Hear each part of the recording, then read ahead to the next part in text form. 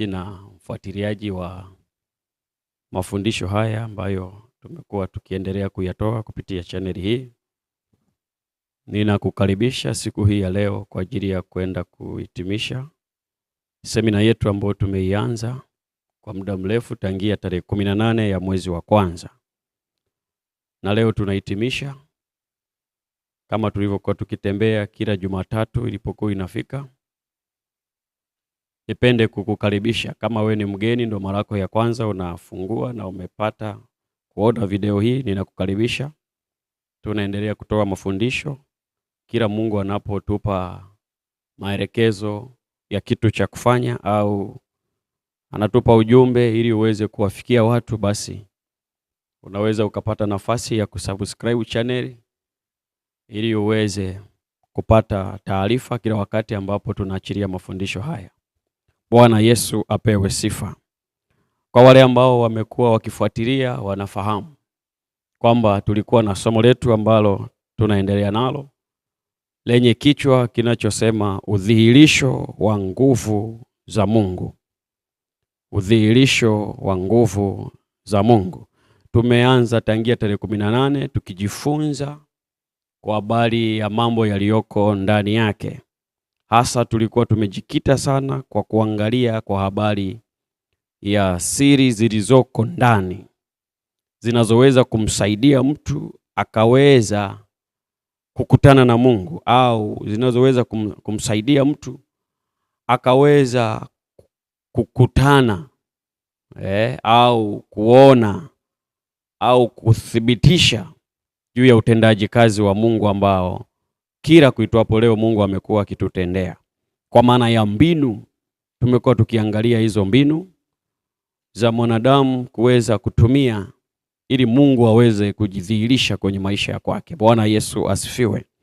Siku ya kwanza tuliangalia mbinu ya kwanza, lakini siku ya pili tuliweza kuangalia mbinu ya pili. Siku ya tatu tuliangalia mbinu ya tatu, na leo ni siku yetu ya 4.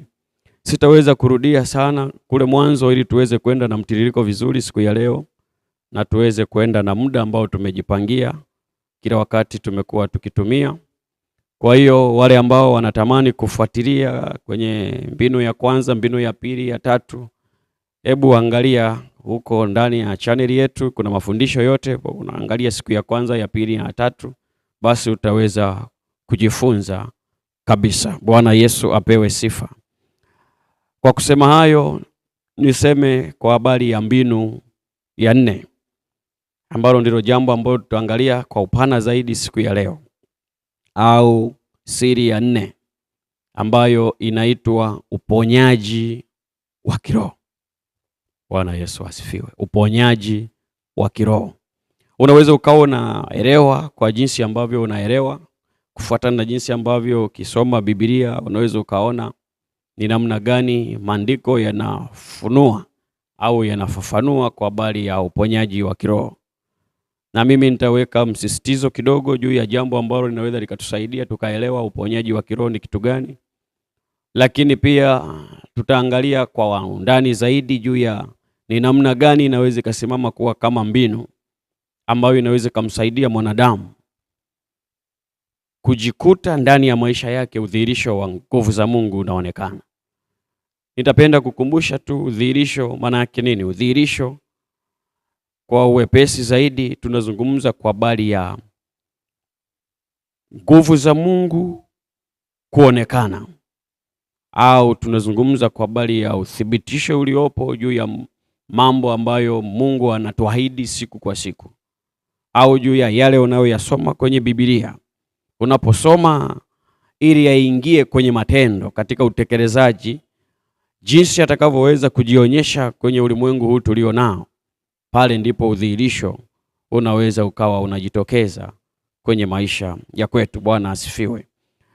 Nimesema kwa habari ya uponyaji wa kiroho. Uponyaji wa kiroho maana yake nini? Bwana Yesu asifiwe. Hasa ukijikita kwenye uumbaji. Uumbaji ambao Mungu amekuwa anatukumbusha kila wakati kwenye maandiko kwamba alipomuumba mwanadamu, ambaye huyu mwanadamu tunemzungumzia ni yule ambaye tunasema ni roho, ambaye huyo roho anakaa kwenye mwili, halafu ndani yake anayo nafsi. Kwa maana ya kwamba huyu ambaye ni roho, ambaye anakaa kwenye mwili na anayo nafsi, kwenye maisha ya kawaida ya kila siku, yako mazingira ambayo anakutana na kitu kinaitwa vita ya kiroho, au anakutana na mashambulizi ambayo yanashambulia yule roho aliyoko ndani yake, kwa maana yanamshambulia yeye mwenyewe ambaye ni roho. Anapopata mashambulio ya namna hiyo, anajikuta yupo kwenye vita ya kiroho, au wakati mwingine anaweza kujikuta yupo kwenye utumwa, au anaweza kujikuta yupo mahali ambapo pengine hajielewi, yupo kwenye sehemu ambayo mwingine anatamani kutoka lakini hawezi. Uponyaji wa kiroho maana yake ni aina fulani ya maisha ambayo mtu alikuwa akiyaishi, ni maisha ya mateso katika ulimwengu wa roho. Hata kwenye ulimwengu wa mwili anaweza akawa yanamejidhihirisha kwa sehemu, lakini mtu huyo inafika wakati anasaidiwa, na katika kusaidiwa ghafla anaanza kuishi maisha yenye uhuru, kwa maana maisha yasiyo na mateso kwenye ulimwengu wa roho. Bwana asifiwe. Anakuwa amepata uponyaji au ameponywa kwenye maisha yake ya kiroho. Bwana asifiwe. Kwa tunamuita huyu mtu amepokea uponyaji. Na kule mwanzo siku ya kwanza tuliongea kwa habari ya unaposema udhihirisho wa nguvu za Mungu, unajikita kuangalia sana mambo yale ambayo hayawezekani kwa mwanadamu. Ndio unaweza ukaelewa zaidi juu ya udhihirisho wa nguvu za Mungu. Wakati mwingine kuna mambo mengine ambayo akili ya mwanadamu inaweza kuyachakata haraka na yakapata majibu. Wakati mwingine ukianza kumtafuta Mungu unaweza usimuone. Lakini kuna mambo yale ambayo unakuta akili ya mwanadamu haiwezi kufanya kitu. Mungu anapohusika kuyafanya mambo yasiyowezekana kwa mwanadamu na kwake yakawezekana, ndipo ambapo udhihirisho wa nguvu zake kwenye utendaji wake kwenye maisha ya mwanadamu unaonekana. Tulikumbushana tukasema yako mambo kama uponyaji. Tulisema hakuna mwanadamu ambaye anaweza akamponya mwanadamu mwingine. Kwa nini? Kwa sababu hilo ni jambo la kiungu na ni Mungu aliye hai ndiye anayehusika kuponya. Tulizungumza kwa habari ya uumbaji, tukasema ni jambo ambalo ni Mungu peke yake ambaye anaweza kadhihirisha kwenye maisha ya wanadamu kwamba mimi peke yake ndiye muumbaji. Na tumeona na Biblia inazungumza kwa uwazi kwamba hapo mwanzo Mungu aliumba mbingu na nchi na kila kitu kilichopo ndani yake. Na kwa sababu hiyo tukaangalia hadi mwanadamu kubadilika kitabia au kubadilika kwa maana ya mfumo wake wa maisha, hasa tukijikita kuangalia mtu kutenda matendo mabaya na ghafla kaanza kutenda matendo mema. Tulisema hilo ni jambo la kiungu ambalo hakuna mwanadamu ambaye anaweza kumbadilisha mwanadamu mwingine, kwamba amembadilisha kutoka kwenye tabia mbaya kwenda tabia nzuri. Ni Mungu peke yake ndo anayembadilisha mtu kutoka tabia mbaya kwenda tabia njema. Ndio maana Biblia inadhihirisha, nasema Yesu peke yake ndiye aliyetutoa kwenye nguvu za giza, akatuhamisha mpaka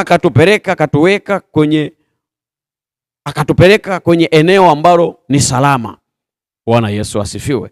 Kwa hiyo tukajikuta tuko katika mazingira ambayo tumepatanishwa na Mungu kwenye usalama wa aina ya maisha ambayo Mungu alitupangia, wakati tulikuwa tumeshaharibu kwenye dhambi ambapo iliingia kwa yule mwanadamu wa kwanza. Na kwa kusema hayo, nataka kusema uponyaji wa kiroho ni kwa namna gani unaweza ukaachilia udhihirisho wa nguvu za Mungu. Jambo ambalo tutaenda kulikita sana kuliangalia kitabu kile cha Wagalatia. Kitabu cha Wagalatia sura ile ya kwanza mstari wa 6 na ule wa 7. Biblia inasema, na staajabu ya kuwa mnamwacha upesi hivi yeye aliyewaita katika neema ya Kristo na kugeukia injili ya namna nyingine, wala si nyingine. Lakini wapo watu wawataabishao na kutaka kuigeuza injili ya Kristo.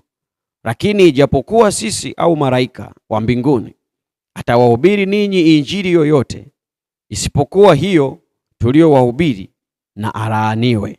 Bwana Yesu asifiwe. Haya ni maneno ambayo Mtume Paulo alikuwa akiyaongea, hasa akitazama kwa habari ya uponyaji wa kiroho. Nini nasema? Uponyaji wa kiroho hasa kwa mtu ambaye alikuwa anayaishi maisha ya mateso na akapata nafasi ya kusikia habari njema.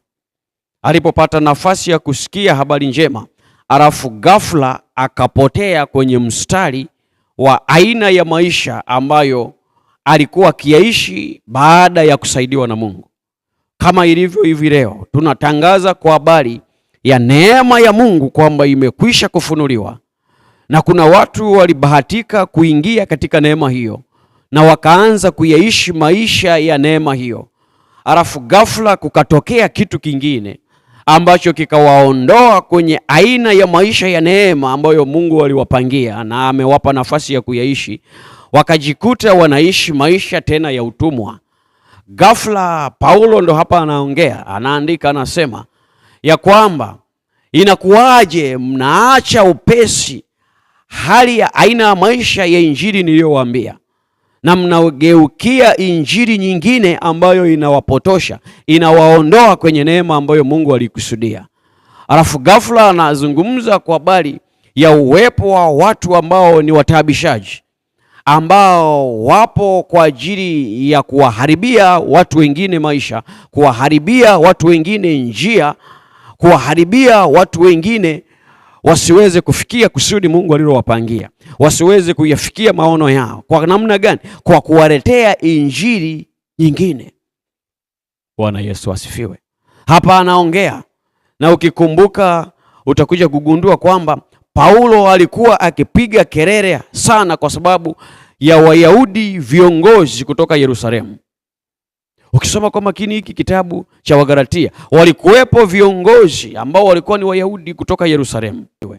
Waliweza kuwa walikuja kufundisha habari ya kitu ambacho Paulo alikuwa akifundisha kwa habari ya injili ambayo anasema ya kwamba hii watu wanaipokea kwa neema ya Mungu, kwamba watu wanaweza wakafikia hali nzuri ya kuyaishi maisha ya umilele pale ambapo watakuwa tayari kusaidiwa na Mungu kwa maana ya Yesu Kristo peke yake kuwa kama njia.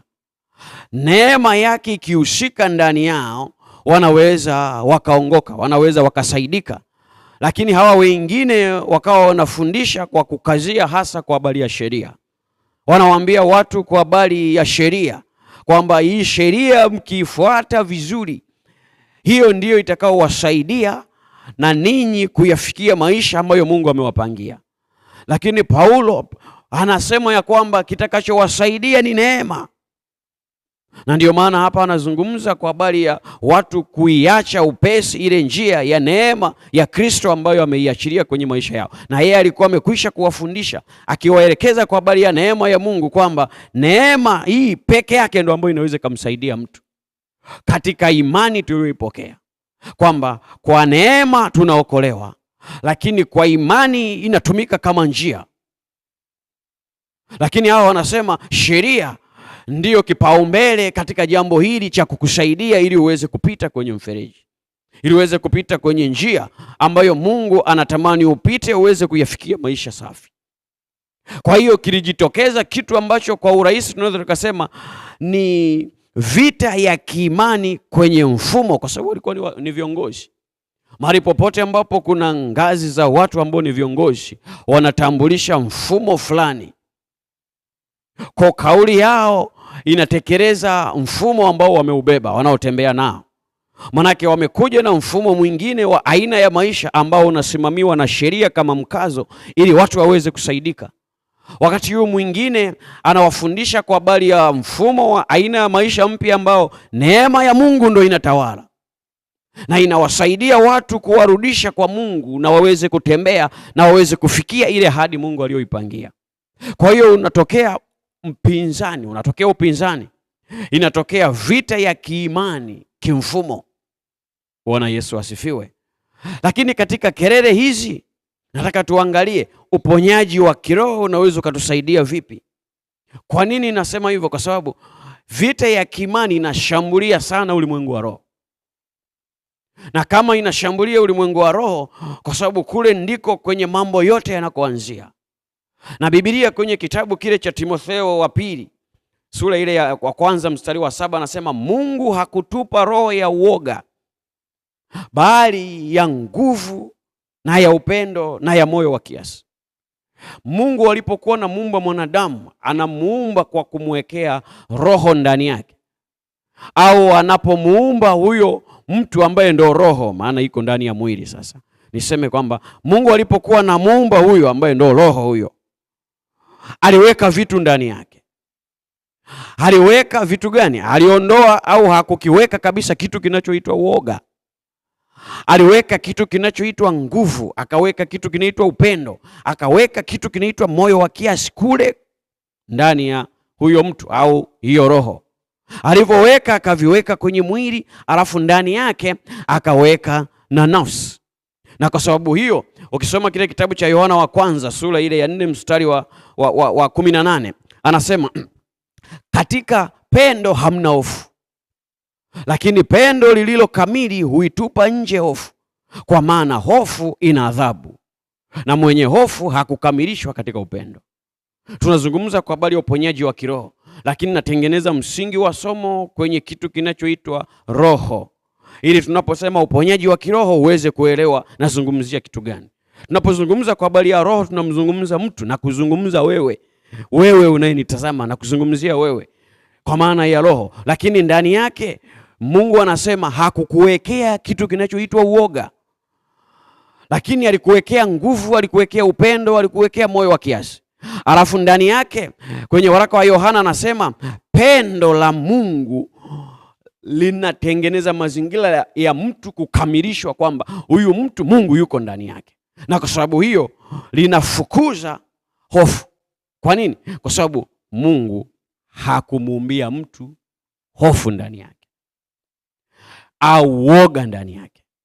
Hofu inapomjia ya jambo lolote, kinachotokea ni kwamba Mungu ameachilia upendo wake, ili ile hofu inayokuja kwa sababu ya mazingira yanayotengenezwa huku ulimwenguni, kwa sababu huku ulimwenguni kuna mifumo. Kwa hiyo mifumo inaweza kukutengenezea hofu, na kwa sababu imekutengenezea, kitu kinachotokea ni kwamba pendo la Mungu kilialika ndani yako, linafukuza hiyo hofu.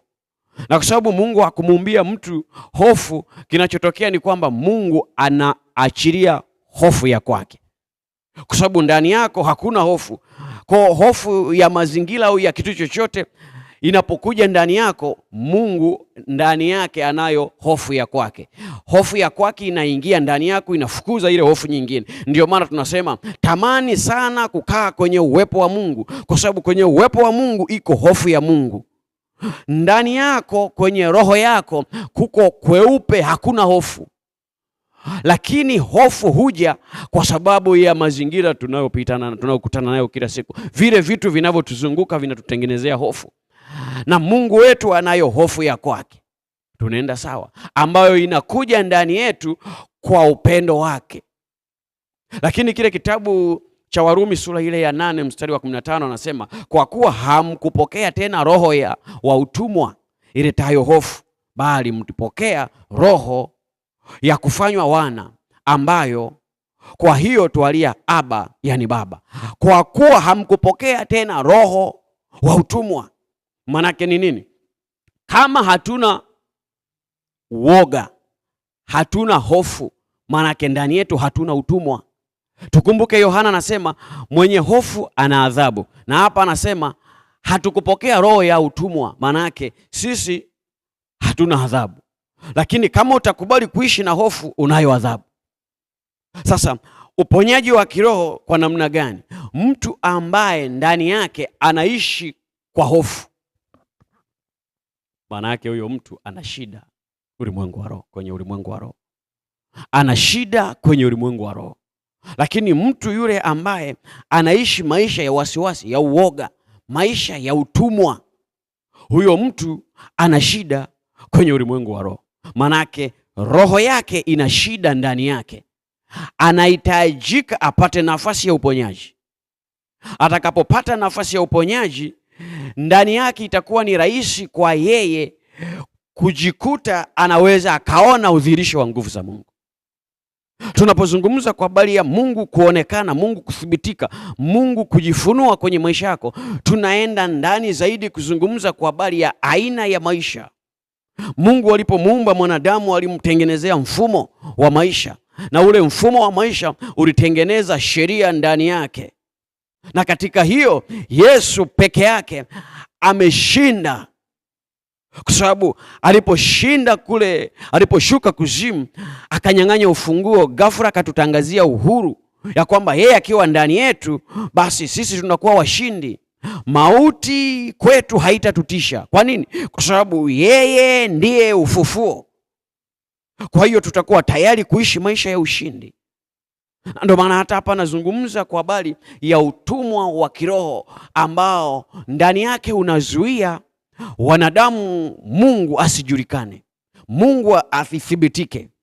Na ndio maana unaweza ukaona mtu kwenye jamii au kwenye maisha ya kawaida, unakuta anasumbuliwa pengine na pepo,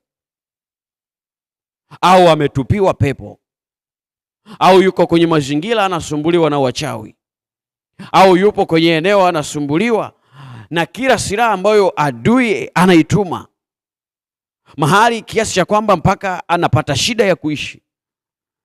Lakini mazingira ambayo yanatengeneza hofu au yanatengeneza yeye ajikute anaishi maisha ya namna hiyo, ya utumwa wa namna hiyo, ni kwa sababu unakuta kwenye roho yake uponyaji bado haujampata, au bado uponyaji wa kiroho hajaupokea. Na kwa sababu hiyo kuna aina ya maisha ambayo kwenye mfumo wa kiungu kule hayupo. Yupo kwenye mfumo wa maisha ya utawala wa shetani. Na kwa sababu yupo kwenye hayo maisha, basi inakuwa ni rahisi kwake kutawaliwa. Na kila anapokuwa anatafuta mazingira ya kutaka kumsikia Mungu au kutaka kujua habari za Mungu, inakuwa ni ngumu sana kwake. Kwa nini? Kwa sababu yupo kwenye utawala wa shetani. Na utawala wa kiungu haupo tena ndani yake, kwa sababu bado yupo zamani za ujinga. Na kwa kuwa yupo zamani za ujinga, ndani yake hawezi akaona vilivyo sirini. Kwa hata Mungu anapotaka kujifunua kwake, hawezi akajua hata kwamba Mungu anajifunua, hawezi tambua, kwa sababu Biblia inasema wale watu wa asili, wale ambao wana tabia ya asili, hawawezi kujua ya kwamba Mungu hapa amejifunua. Kwa nini? Kwa sababu mambo ya Mungu yanajifunua kwa wale ambao wapo kwa Mungu. Walioko huku hawawezi kujua, kwa sababu kwao yamejificha. Na ndio maana watu wengi wakitazama injili ya Kristo wanaona ni upuzi. Wengine wanaona ni ujinga tu, ni kitu ambacho hamna kitu, hakuna ukweli wowote. Lakini mtu ambaye yuko ndani anazijua siri zilizoko ndani, na Mungu anamuita huyu ndio wakili wa siri zake, anaposikia kwa habari ya injili ya Kristo, ghafla ndani yake anakaa kwa utulivu na udhihirisho wa Mungu unatokea. Bwana Yesu asifiwe. Sasa nataka tuweze kuangalia mifano. Nataka tuangalie mifano kadhaa ambayo itatusaidia kuelewa zaidi jinsi gani ambavyo mwanadamu anaweza kuwa na aina ya maisha ambayo uponyaji wa kiroho unaweza ukawa sababu ya yeye Mungu kujidhihirisha kwenye maisha yake. Tutazame mtu mmoja kwenye kile kitabu cha Matendo ya Mitume. Kitabu cha Matendo ya Mitume. Tuangalie ile sura ya 13. Kuna mtu mmoja nataka tumwangalie pale kitabu cha Matendo ya Mitume ambaye anaitwa Elima. Mtu mmoja anaitwa Elima. Tutaangalia Matendo ya Mitume 13 mstari wa kwanza. Tutaangalia mpaka pale tutakapoishia. Kitabu kinasema hivi, kitabu cha Matendo ya Mitume. Na huko Antiokia katika kanisa lililokuwako palikuwa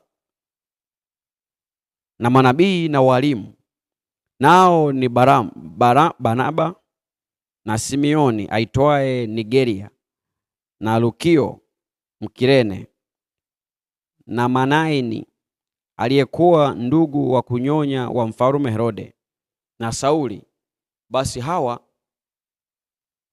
walipokuwa wakimfanyia Bwana ibada na kufunga, Roho Mtakatifu akasema, nitengeeni Barnaba na Sauli kwa kazi ile niliyowaitia. Ndipo wakisha kufunga na kuomba, wakaweka mikono yao juu yao, wakawaacha waende zao.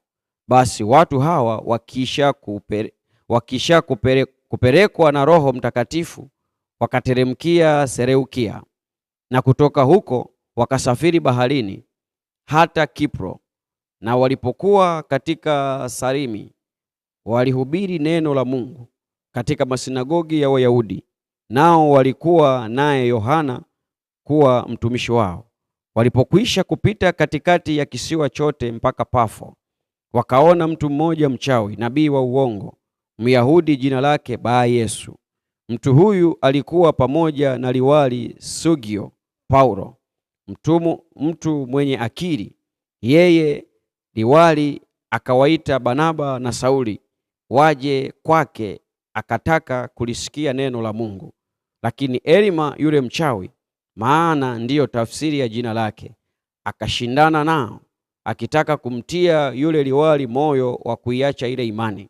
Lakini Sauli, ambaye ndiye Paulo, akijaa Roho Mtakatifu, akamkazia macho, akasema, ewe mwenye kujaa hila na uovu wote, mwana wa Ibilisi, adui wa haki yote, huachi kuzipotoa njia za Bwana zilizonyooka?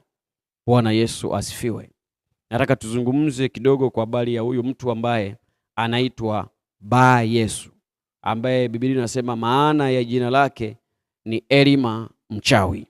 Ni kwa namna gani uponyaji wa kiroho unaweza ukamsukuma mtu akaona udhihirisho wa nguvu za Mungu kwenye maisha yake, na namna gani ambavyo kama hakuna uponyaji wa kiroho inaweza ikazuia udhihirisho wa nguvu za Mungu kwenye maisha ya mtu, alafu mtu akashindwa kuona udhihirisho wa nguvu za Mungu kwenye maisha yake. Tumesoma kwenye kitabu cha Matendo ya Mitume sura ile ya 13 mstari wa 1 na kuendelea. Watu wa Antiokia, kwenye hilo kanisa lililoko huko Antiokia, kwamba yalitokea mazingira ambayo walikuwa na watu ambao ni watu wazuri, manabii na walimu, ambao Biblia inazungumza kwa habari ya hao manabii na walimu kwamba alikuwepo mtu ambaye anaitwa Barnaba, alikuwepo mtu anaitwa Simeoni, alikuwepo mtu anaitwa Lukio, lakini pia na mtu ambaye anaitwa Mnaeli. Hawa walikuwa manabii, pia walikuwa ni walimu ambao waliweza kupata nafasi ya kufanya ibada ambayo ilikuwa ni ibada kubwa, ambayo Mungu katika ile ibada alijidhihirisha, alafu akawapa maelekezo juu ya kitu cha kufanya, kama vile ambavyo tulijifunza kwa habari ya ajenda ya pili, kwa maana ya siku ya pili, kwamba Mungu unapomwendea kwa kumtafuta huwa anajidhihirisha, na akijidhihirisha aidha anaweza akatenda jambo moja kwa moja la kile la shida yako ambayo ulikuwa unamtaka aifanye kwenye maisha yako, au anaweza akaja akakupa maelekezo ili ukiyatekeleza yale maelekezo ndo atekeleze jambo ambalo unatamani akufanyie au ajidhihirishe kwenye maisha yako. Hapa pia anatuambia kwamba walimfanyia Mungu ibada, na katika kumfanyia Mungu ibada, Mungu akajidhihirisha kwa kuwapa maelekezo. Akawaambia, nitengeeni Barnaba na Paulo. Anasema nitengeeni Barnaba na Paulo na Sauli kwa kazi ile niliyowaitia. Sauli anayetajwa hapa ni Sauli ambaye tunamtambua kwa jina la Paulo, kwamba nitengeeni Barnaba na Paulo ili waende waifanye ile kazi niliyowaitia. Na wao wakatekeleza jambo hilo, na Biblia inasema walipotekeleza hilo jambo wakawawekea na mikono kwa namna ya kuandaa tayari kwa ajili ya kazi ambayo Mungu amewakusudia.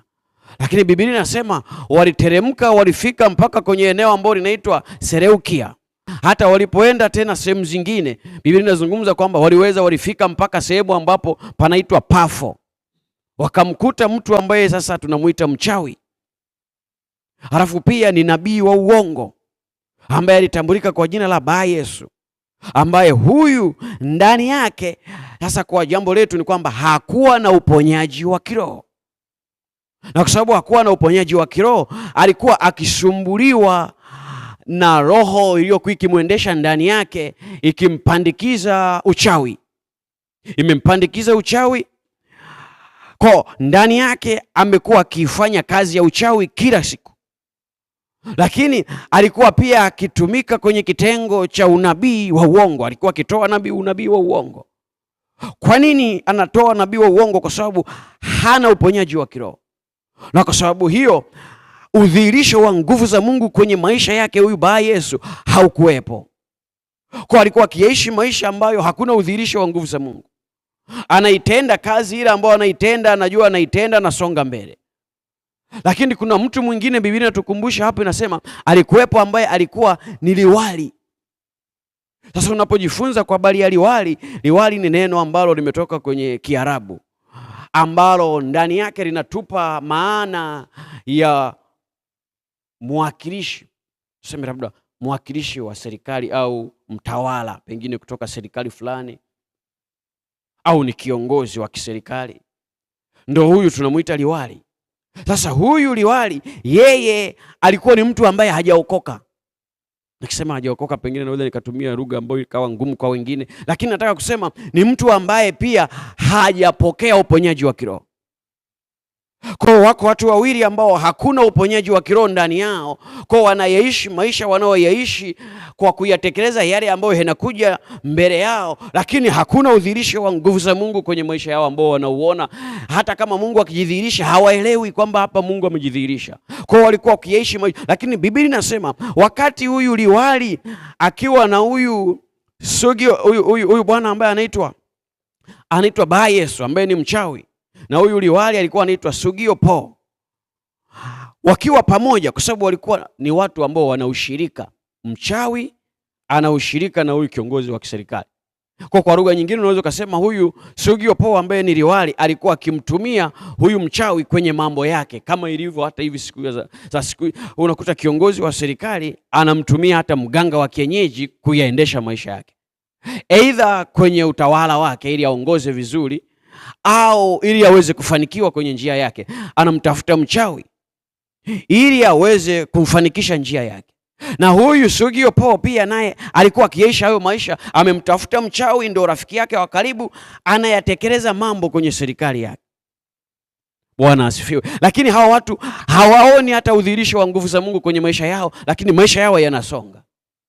Kitu gani kinatokea? Biblia inatuambia kwamba huyu Elima mchawi, ilipofika wakati ambapo huyu Sugio Po anatafuta kusikia neno la Mungu, kwa sababu kwenye pointi ile ya kwanza niliposema unatakiwa umtafute Mungu ili ajidhihirishe kwenye maisha yako, nilisema kumtafuta Mungu kumefungwa na package ya maombi, kumefungwa na package ya kusoma neno, kumefungwa na package ya kufunga, kumefungwa na package ya kutoa sadaka. Sasa leo nazungumza kwa habari ya huyu Sugio Po ambaye ni liwali, alikuwa akitafuta kulisikia neno la Mungu. Kwa nini? Kwa sababu Biblia inasema imani huja kwa kusikia. Kwa lugha nyingine, huyu Sugio Po anatafuta kupokea imani. Tunaenda sawa? Kwa hiyo anatafuta kusikia neno la Mungu. Akawaita hawa watu ambao wanaitwa Paulo pamoja na Barnaba. Kwa nini aliwaita? Kwa sababu kwenye ule mji walionekana ni watu ambao wanachapa injili.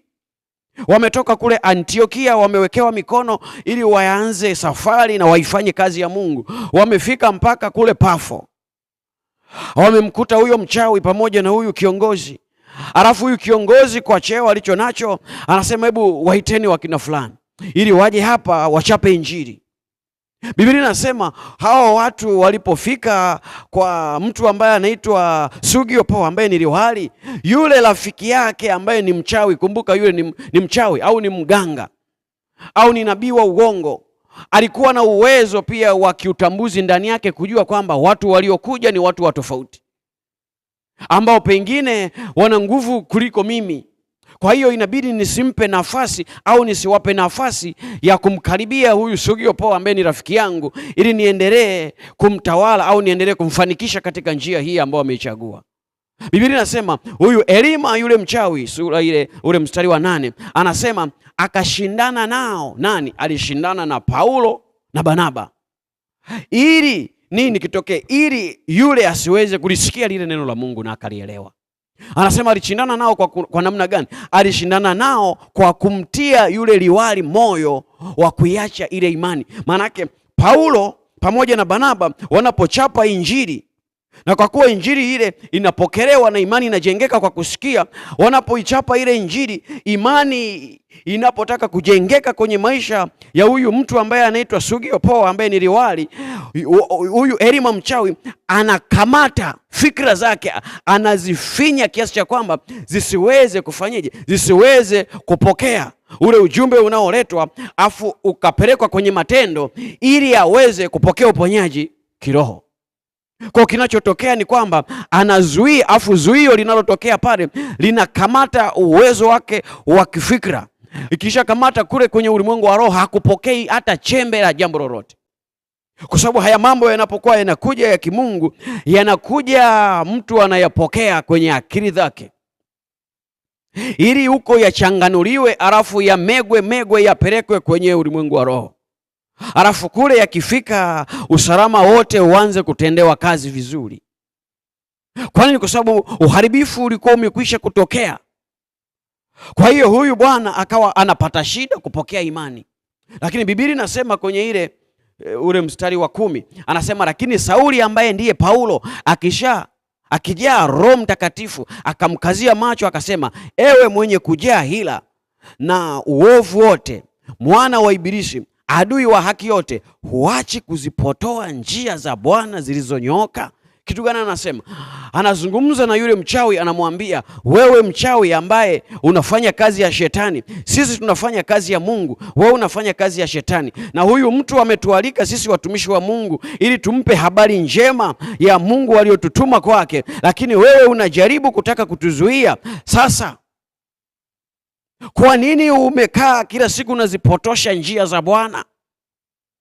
Anaendelea mbele, anasema kwenye ule mstari wa 11, anasema basi angalia, mkono wa Bwana u juu yako, nawe utakuwa kipofu usione jua kwa muda. Mara kiwi kikamwangukia na kiza, akazunguka na kumtafuta mtu wa kumshika mkono na kumwongoza. Ndipo yule liwali alipoyaona yaliyotendeka akaamini, akistaajabu mafundisho ya Bwana. Bwana Yesu asifiwe. Nini kimetokea? Anasema ya kwamba alipozungumza huyu Paulo, huku amejaa Roho Mtakatifu, anakaza macho, anamwangalia yule mchawi, anamwambia ya kwamba kuanzia leo hivi utakuwa kipofu kwa muda. Kwa nini? Kwa sababu Bwana yuko pamoja nasi mahali hapa na yupo tayari kwa ajili ya kujidhihirisha. Nini anataka kusema?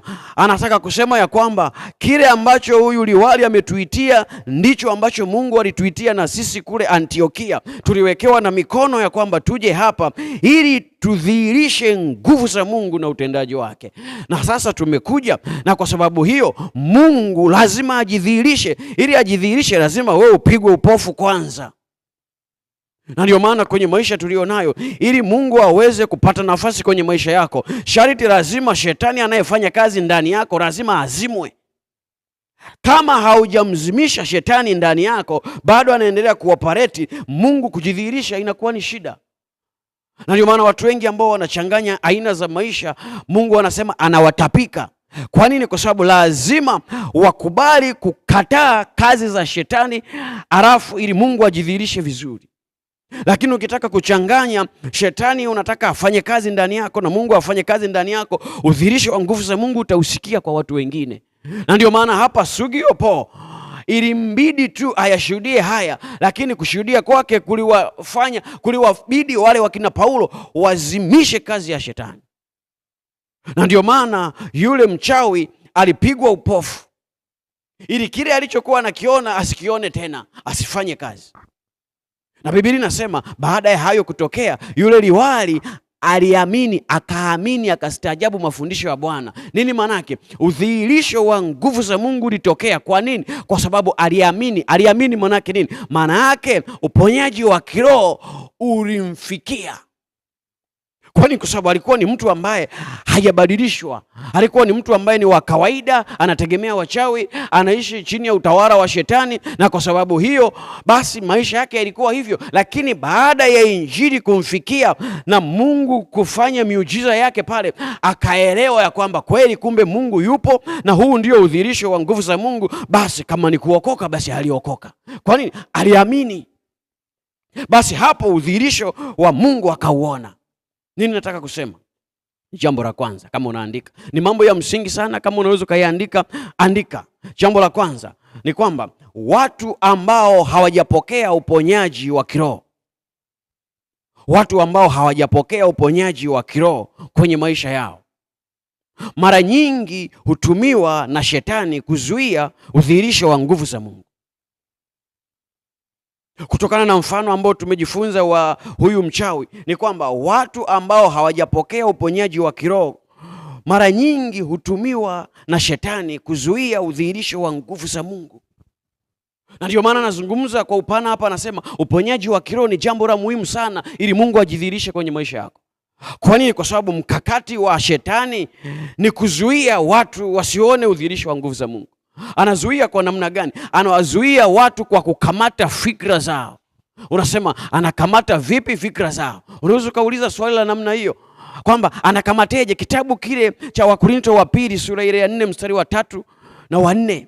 Wakorinto wa pili sura ile ya 4 mstari wa 3 na wa 4. Biblia inasema, lakini ikiwa injili yetu imesitirika kwa hao waliopotoka, ambao ndani yao mungu wa dunia hii amepofusha fikra zao, wasiamini au wasioamini, isiwazukie nuru ya injili ya utukufu wake Kristo aliye sura yake Mungu. Hata kusema kitu gani? Anasema hivi ya kwamba mpango wa shetani ni kuhakikisha anakamata fikra za wanadamu. Na anapokamata fikra za wanadamu, kitu gani anakitafuta kule ndani? Anatafuta kupofusha, apofushe macho yao yasione, anapofusha masikio yao yasisikie, anapofusha mili yao isiweze kusikia mguso wa uwepo wa Mungu, anapofusha hata utayari kwenye miguu yao, anapofusha kwenye mikono yao isiwe tayari kupokea hata baraka za Mungu, anapofusha kila kitu. Kwa nini? Kwa sababu ana mkakati, anataka nuru ya Mungu isiwazukie, na kwa sababu hiyo anaandaa watu.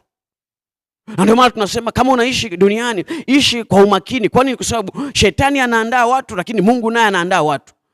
Mungu naye anazungumza kwamba mahali palipobomoka anaandaa watu ili waweze kupatengeneza, lakini mahali palipobomoka, aliyepabomoa ana watu ambao wamesaidiana nao kubomoa, na amewekea mkakati ili waendeleze maisha ya kubomoa kila mahali. Na kwa sababu hiyo nimesema pointi ya kwanza, watu ambao hawajapokea uponyaji wa kiroho mara nyingi hutumiwa na shetani kuzuia udhihirisho wa nguvu za Mungu. Huyu shetani aliweza kumtumia mtu ambaye anaitwa Bar-Yesu, ambaye alikuwa ni Elima mchawi. Alikuwa na mkakati, walikuwepo watu wengi. Huu ni mfano tu wa mtu mmoja tumemtaja, lakini walikuwepo watu wengi ambao walikuwa wanatumiwa na shetani ili kusudi waweze kuzuia kazi ya Mungu isisonge mbele. Bwana Yesu asifiwe. Bwana apewe sifa. Tutaangalia mifano huko mbele, lakini Elima alitumiwa na shetani akazuia watu, walikuwa hawawezi kusikia injili. Mtu ambaye tunamuona ni huyu Sugio Po alipata shida, na Biblia haitueleze kwa upana kwamba ni kwa miaka mingapi Sugio Po alikuwa anamtafuta Mungu na asimuone, mpaka inafika wakati ambapo hivi vichwa au hawa watu mahiri waliweza kutumwa, Paulo na Barnaba, vyombo ambavyo Mungu alivitengeneza toka kule Antiokia kwa maombi ya kufunga. Na ndio maana wakati mwingine tunasema ni lazima vitu vingine havipatikani hivi, huwa vinapatikana kwa kuomba, kwa kufunga, kutenga muda. Kwa nini? Kwa sababu usipofanya hivyo kuna udhihirisho wa Mungu mahali hauwezi ukatokea. Hawa wakina Paulo na Barnaba wamechaguliwa kuifanya hii kazi ya kukomboa maisha ya huyu mtu ambaye anaitwa Sugio Po, ambaye ni kiongozi wa serikali, kwa maombi ya kufunga na kuomba. Watu wamekaa, wameomba, wamefunga, wanawatuma hawa. Kwa hiyo maisha haya ya kuteswa na nguvu za giza sio mepesi ukasema ni mepesi tu, yanahitaji kujitoa ili uweze kutoka kwenye mfumo wa huo utawala. Tunaenda sawa? Jambo la pili ambalo unaweza kujifunza hapa, ni kwamba Mungu mara nyingi, Mungu huwa anamwandaa mtu kwa ajili yako. Mara nyingi Mungu humwandaa mtu kwa ajili yako, ambaye ndani yake amejaa Roho Mtakatifu, ili akusaidie uweze kupokea uponyaji wa kiroho kwenye maisha yako. Narudia, mara nyingi Mungu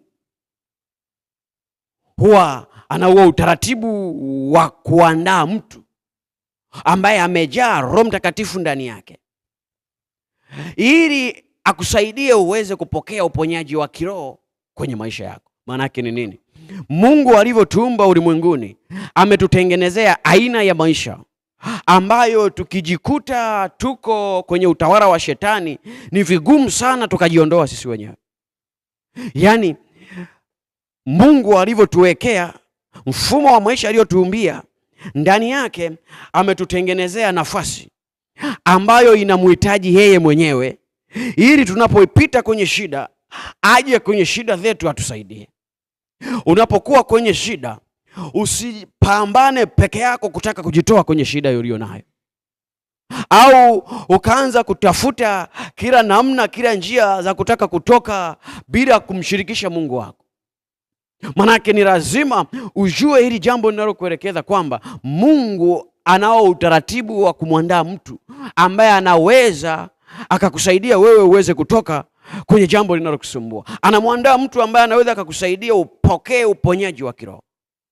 Unasema unaongea kitu gani? Huyu mtu ambaye anaitwa Sugio Paul alikuwa anaishi maisha ambayo ni ya shida kwenye ulimwengu wa roho, kwa sababu hatima yake ilikuwa mbaya kama angeendelea kukaa kwenye ule ulimwengu wa maisha yale.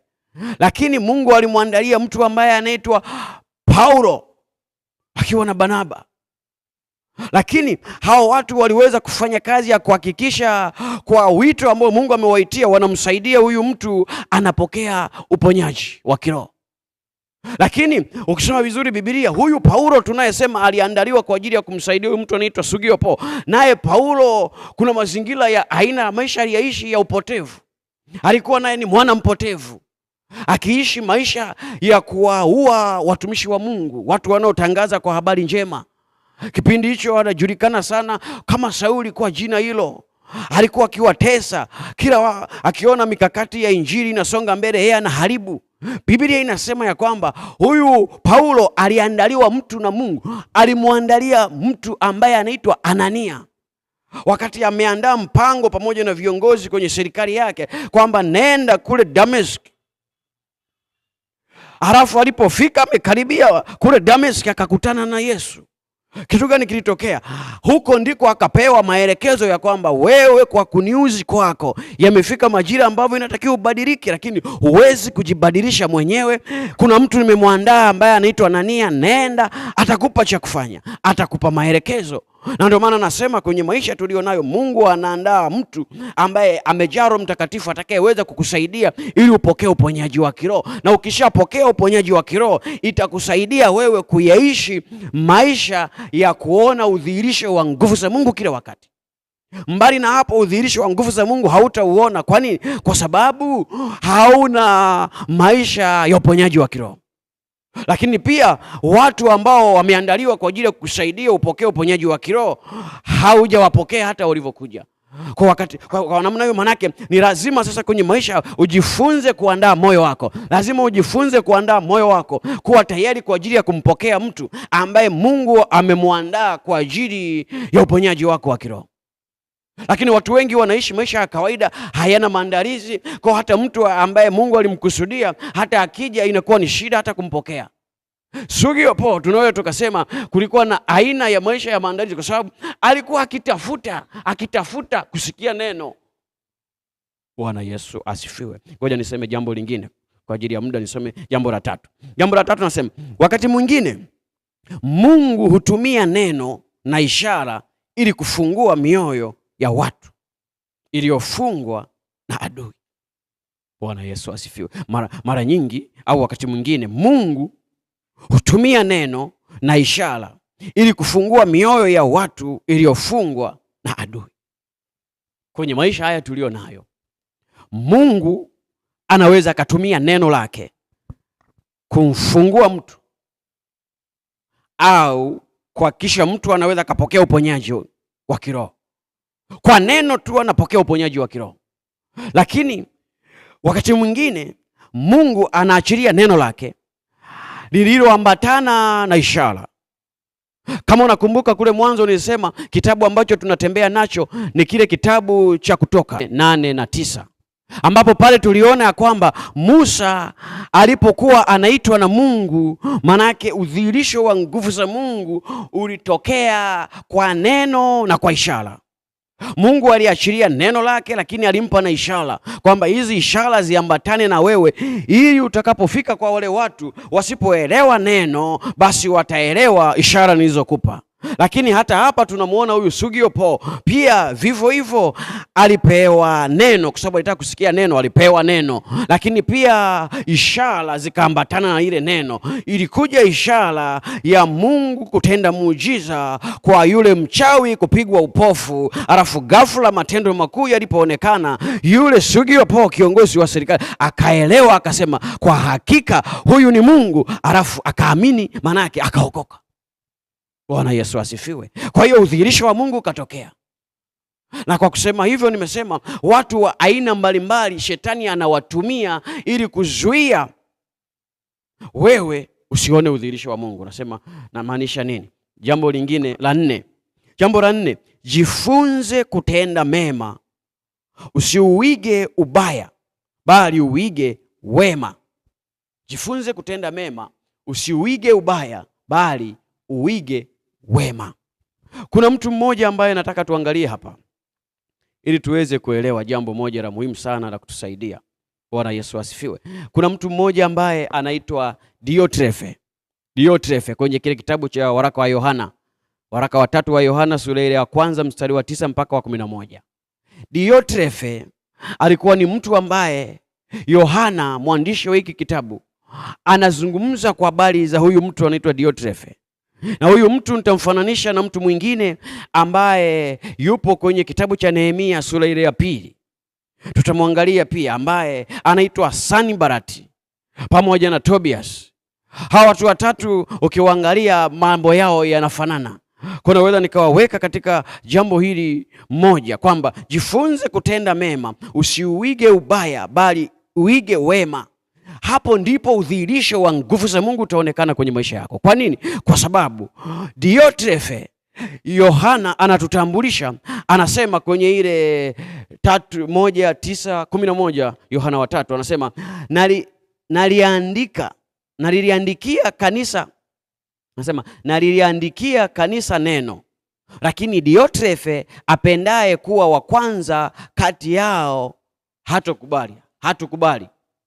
Na kwa hiyo nikija nitayakumbuka matendo yake atendayo, atoavyo upuzi juu yetu kwa maneno maovu, wala hatoshwi na hayo, ila yeye mwenyewe hawakaribishi hao ndugu, na wale watakao kuwakaribisha huwazuia na kuwatoa katika kanisa. Mpenzi, usiuige ubaya, bali uige wema. Yeye atendaye mema ni wa Mungu, bali yeye atendaye mabaya hakumwona Mungu. Bwana Yesu asifiwe. Diotrephe huyu alikuwa ni mtu miongoni mwa watu ambao unaweza ukaona kwamba ni watu ambao mko shirika pamoja kulifanya jambo, kwa sababu mnakutana mara kwa mara. Hata Sanbalati na Tobias pia vivyo hivyo kwenye kitabu cha Nehemia walikuwa ni kama watu ambao wako pamoja na Nehemia kwenye kazi, lakini kumbe sio. Hata huyu Diotrephe vivyo hivyo ni kama mtu ambaye yuko pamoja, lakini kumbe sio. Kitu gani kinatokea? Biblia inasema kwa habari ya Yohana, anasema huyu Diotrephe alikuwa ni mtu ambaye hataki kuwakaribisha watu ambao wamebeba injili, waliobeba habari njema. Kazi yake ni kuwakataa. Lakini hata watu wengine wanapojikusanya kwa ajili ya kuwatafuta hao watu, kuwapokea, anawakataza. Na anakuwa anapenda sana kuwa wa kwanza, maana anapenda sana madaraka. Ni watu ambao hata kwenye kanisa au kwenye taifa au kwenye jumuiya au kwenye sehemu mahali popote, ni watu ambao wanapenda sana kuwa mstari wa mbele, lakini ndani yao ni wajumbe wa shetani ambao wamebeba mkakati wa kuharibu kazi ya Mungu. Unakuta tu katika kila jambo wanajisogeza, wanakuwa mbele. Unasema pengine ni mtu ambaye anatamani kuwa kiongozi ili atupeleke mahali fulani, lakini kumbe ndani yake ana mkakati wa adui, anataka kuwarudisha nyuma ili msifanikiwe katika jambo ambalo mnalifanya. Bwana Yesu asifiwe. Msiweze kufanikiwa katika jambo mnalofanya. Unasema kwa namna gani? Anaandaa mkakati wa kuwarudisha nyuma. Huyu alikuwa akiwazuia watumishi wa Mungu wasisogee, na watu wanaotaka kusogea anawakataza. Anasema kazi yake ni kuachilia upuzi tu.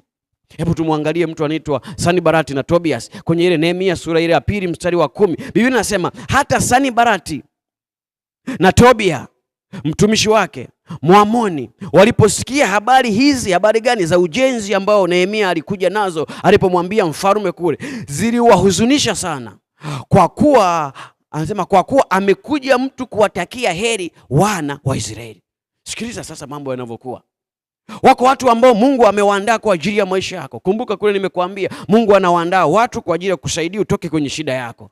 Wana wa Israeli walikuwa wanaishi maisha ya mateso. Nehemia anapewa mkakati na Mungu ili aende akawasaidie, lakini Tobia pamoja na Sanibarati wanasikia habari za ujio wa huyu mtu kwa ajili ya ujenzi, ili kuhakikisha wanaachilia usalama wa eneo, wanaachilia mkakati wa kiungu wa kuwasaidia wale wana wa Israeli. Tobia na Sanibarati wanachukia, wanasema kwa nini hao wamekuja kutenda mema hapa? Kwa nini wamekuja kuwasaidia hao? Kwa hiyo inabidi tuwachafulie kazi yao ili wasifanikiwe. Kama ilivyo siku hivi sasa, unakuta kuna mtu ambaye anaandaa mikakati ya kukuchafua wewe kila kitu hapo leo. Kila unapojibidisha katika jambo hili na lile, anatafuta mazingira ya kukuchafua ili usiweze kuonekana na Mungu akakusaidia. Udhihirisho wa nguvu za Mungu kaonekana, anakurudisha nyuma. Na Biblia inaendelea inasema, ndipo Sanibarati akamtuma kwangu mtumwa wake vile vile mara ya 5, na barua wazi mkononi mwake, nayo yaliyoandikwa humo anasema, habari imeenea katika mataifa, naye Geshem asema neno lilo hilo, ya kwamba wewe na Wayahudi mwakusudi kuasi, ndiyo sababu wajenga huo ukuta, nawe wataka kuwamiliki, ndivyo wasema. Nawe umewawekea manabii anasema wawekea manabii ili wakuhubirie huko Yerusalemu kusema, yuko mfalme katika Yuda. Basi sasa ataarifiwa mfalme sawasawa na maneno haya. Njoo sasa basi na tufanye shauri pamoja. Ndipo mimi nikatuma kwake wajumbe kusema, hakukufanyika mambo kama hayo uyasemayo, lakini kwa moyo wako wewe mwenyewe umeyabuni. Kwani hao wote walitaka kutugofisha wakisema, iregee mikono yao katika kazi isifanyike, lakini sasa nitaitia mikono yangu nguvu. Maana yake ni nini? Sanibarati na Tobia wameandaa mkakati kwa ajili ya kuzuia kazi ya Mungu isisonge mbele, ambayo Nehemia ametumwa kuifanya. Wanaandaa na nyaraka kabisa, wanazileta kwa ajili ya kumtisha huyu Nehemia. Naye Nehemia anasema, najua ya kwamba hicho ulichoniletea sio ujumbe ambao ni ujumbe wa kweli, ni ujumbe ambao umeubuni. Na kwa sababu hiyo nakuambia, kama unataka mikono yangu iregee, haitaregea. Badala yake mikono yangu itatiwa nguvu ili kuikamilisha hii kazi. Kama ninavyokuambia kwenye maisha ulio nayo. Jambo lingine la 5, hebu liandike kwanza ndio niendelee. Jambo la 5 nasema, jipe moyo mkuu. Jipe moyo mkuu unapokutana na majaribu au changamoto au makwazo kwenye safari yako ya imani. Jipe moyo mkuu unapokutana na majaribu au changamoto au makwazo kwenye safari yako ya imani. Maana yake ni nini? Sanibarati na Tobia, lakini pamoja na yule Diotrefe, hawa ni watu ambao wanafanana, japo kila mtu alikuwa anatekeleza jukumu lake, lakini ndani yake mkakati ni kwa ajili ya kuzuia kazi ya Mungu isisonge mbele. Biblia inasema ya kwamba hawa watu walikuwa wakifanya kazi ya kuzuia kazi ya Mungu. Lakini mbinu ambayo unatakiwa utumie ili Mungu ajidhihirishe kwenye maisha yako, ni lazima utumie mbinu ya kujipa moyo. Jipe moyo. Unapopita kwenye dhiki, unapopita kwenye majaribu, unapopita kwenye makwazo, unapopita kwenye changamoto, unapopita mahali ambapo ukijitazama unaona huwezi kutoka, unapopita mahali ambapo hata ukimtazama jirani yako, ukimtazama ndugu yako, ukimtazama rafiki yako, kila unapotafakari unaona hawezi akakusaidia, jipe moyo mkuu, jipe moyo mkuu. Jisemeshe ndani yako kwamba katika hali ya namna hii lazima nijipe moyo mkuu. Na unapojipa moyo mkuu unakaribisha Mungu ajidhihirishe kwenye maisha yako. Kwa nini? Kwa sababu kwenye kujipa moyo mkuu ndani yake utapokea uponyaji wa kiroho. Kwa sababu kitu kinachokuwa kinakushambulia ni roho yako inapata shida, inashambuliwa kule ndani. Na kwa sababu inashambuliwa unajikuta unapata shida kiroho. Lakini ukijipa moyo mkuu unatengeneza stamina ya roho yako kuwa salama hata kidogo kwa mazingira fulani, hata kwa dakika kidogo, ili kusaidie kama Sugio Paul alipotafuta kusikia neno la Mungu, na wewe kusaidie majira mengine utafute kusikia neno la Mungu ili Mungu ajidhihirishe kwenye maisha yako. Bwana Yesu asifiwe. Natamani uweze kuelewa jambo hili ambalo nalileta kwako ili liweze kutusaidia kwa pamoja kimaisha. Kwa sababu kuna aina ya maisha ambayo tunayapitia ni ya shida sana. Kuna aina ya maisha ambayo tunapitia ni ya shida sana, kiasi cha kwamba Mungu bila kujidhihirisha hatuwezi kutoboa. Bwana Yesu asifiwe. Hatuwezi kutoboa, hatuwezi kupita. Tunamhitaji Mungu ili ajidhihirishe. Kutoka sura ile ya 4 na ule mstari, inawezekana huko mahali unasema kwa kweli mafundisho haya ni kweli kabisa, nimesikiliza, lakini yako maisha ambayo nimeyapitia kufuatana na semina ambayo tulikuwa tunaendelea nayo siku kwa siku, na mimi natamani Mungu ajidhihirishe kwenye maisha yangu. Tumeanza tangu siku ya kwanza, ya pili, ya tatu, na leo ni siku ya 4. Unasema sasa natamani Mungu aweze kabisa kujidhihirisha kwenye maisha yangu, ili kama kulikuwa hakuna nafasi ya uponyaji ndani yangu kwenye ulimwengu wa roho, basi niweze kupokea uponyaji. Kama kulikuwa na kila namna ya kuzuiliwa ili Mungu asijidhihirishe, hiyo namna yote iweze kuondoka. Unaweza ukapata nafasi nzuri ya kwenda pamoja nami kwa ajili ya kumwomba Mungu ili Mungu aweze kutusaidia kwa pamoja, ili Mungu aweze kukusaidia mahali uliko unakonifuatilia, alafu aweze kuachilia mkakati wa kwake wa kukusaidia, ili kwa leo kwa majira haya Mungu ajijulishe kwako na ajidhihirishe kwamba yeye ni Mungu. Bwana Yesu asifiwe. Kwa hiyo katika utayari wa namna hiyo, ninaomba funika macho kama mazingira yanaruhusu. Kama hayaruhusu, basi andaa moyo wako, naweza kuomba pamoja nawe. Mungu, asante na kushukuru. Sifa na utukufu ni za kwako, heshima na mamlaka ni ya kwako. Asante kwa kuwa wewe ni mkuu sana na mwenye baraka. Tumejifunza mahali hapa kwa habari ya uponyaji wa kiroho, tukijikita katika kutazama aina ya maisha uliyotupangia ya uhuru wa kiroho na maisha ya utumwa wa kiroho ambayo shetani anayaongoza na kuyatawala. Na watoto wako waliokuwa wanaendelea kunifuatilia, inawezekana yupo mtu ambaye maisha yake yalikuwa ni ya kuteswa, maisha ya mateso ambayo sio uponyaji katika ulimwengu wa roho. Kwenye maisha yake ya kiroho amekuwa akiteseka, akiteswa na roho ya uchawi, akiteswa na uganga, akiteswa na mauti, akiteswa na kila namna ya mishale ambayo adui anaiachilia kwa wanadamu ili endelee kuwatesa. Inawezekana kuna aina ya ugonjwa fulani ambao anapitia, ambao hajui hata siku gani unaweza ukatoka. Inawezekana ni mateso fulani ambayo fikra zake amekamatwa kiasi cha kwamba hawezi toka mahali ambapo alipo. Inawezekana Mungu li hai, kuna aina ya maamuzi ambayo yamemweka njia panda, yupo kwenye jaribu ambalo hajatoka, ni miaka 2 hajatoka, ni siku 3 siku 4, anatamani kufanya maamuzi lakini amekamatwa kwenye eneo la maamuzi, anashindwa kufanya maamuzi juu ya jambo lilo mbele yake. Mungu ninamweka mikononi mwako, ili neema yako inapopita, ambayo hata Paulo alihubiri kwamba neema ya kwako ndiyo inayotusaidia, ishuke kwenye maisha yake. yake. Ninaomba toba kwa ajili yake. Mungu uliye hai, katika jina Yesu umrehemu kwenye mazingira ambayo ameyapitia huko. Mungu nikikushukuru kwa sababu mpaka sasa ni mzima, mpaka sasa ananisikiliza hapa. Neema na rehema zako zinapopita zimsaidie, ili nguvu za giza zilizomtesa kwa muda mrefu ziondoke kwenye maisha yake katika jina la Yesu Kristo wa Nazareti. Isipate nafasi ya kuendelea kumtesa siku kwa siku. Ni majira ya udhihirisho wa nguvu za Mungu, na leo ikiwa ni siku yetu ya 4, Mungu uliye hai, kajidhihirishe kwenye maisha yake, kaonekane kwenye maisha yake, kajifunue kwenye maisha yake, kathibitike kwenye maisha yake, akawe huru, akawe mzima kwa jina la Yesu. Nafsi yake iwe huru, nafsi yake ipokee uponyaji katika jina la Yesu. Vifungo vyote yawe ni mafundo Mungu ambayo amefungwa nayo katika jina la Yesu. Iwe ni vita ya maneno ambayo Mungu alipigwa nayo na ikatengeneza mizizi kwenye maisha yake, kiasi cha kwamba kila wakati nafsi yake ilikuwa imechafuka, akatawaliwa na hasira. Nafsi yake ilikuwa imechafuka, hana uwezo wa nguvu za kihisia kule ndani, hana uwezo wa utashi, nguvu za maamuzi, amekamatwa. Inawezekana hata akili yake haifanyi kazi vizuri, kwa sababu akili inategemea uwezo wa kifikra.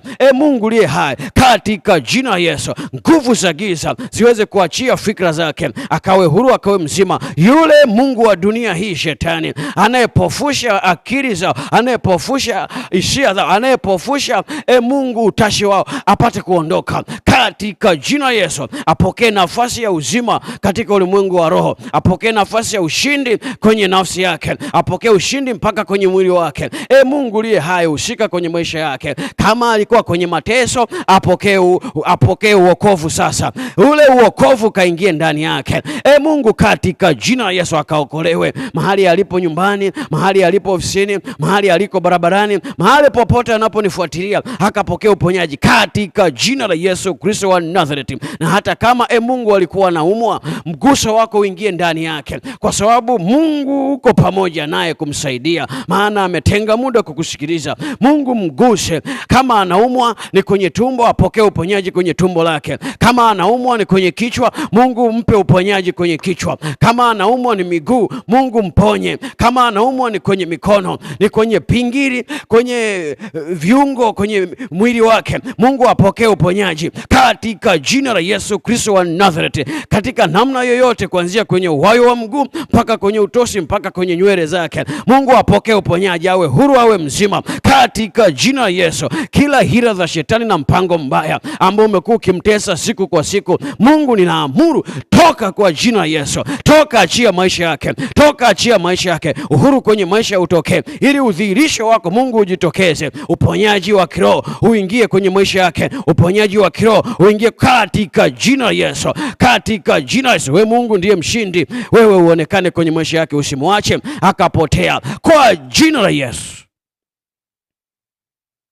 Kama kuna mtu ambaye anasema anataka kuokoka, kuna maisha nilikuwa nayapitia, nilikuwa sijui, sasa nimejua, unaweza kufuatisha maneno haya ambayo natamka, na ukimaliza basi utakuwa umeokoka. Sema, Mungu Baba, ninakushukuru. Asante kwa kuwa umekuwa pamoja nami miaka mingi. Japokuwa nimekuwa nikikuasi siku kwa siku, nimekuwa nikikutenda mabaya, nimekataa sheria yako tangu miaka na miaka. Mungu liye hai, ninaomba unirehemu, maana leo nimesikia habari zako ya kwamba unaokoa.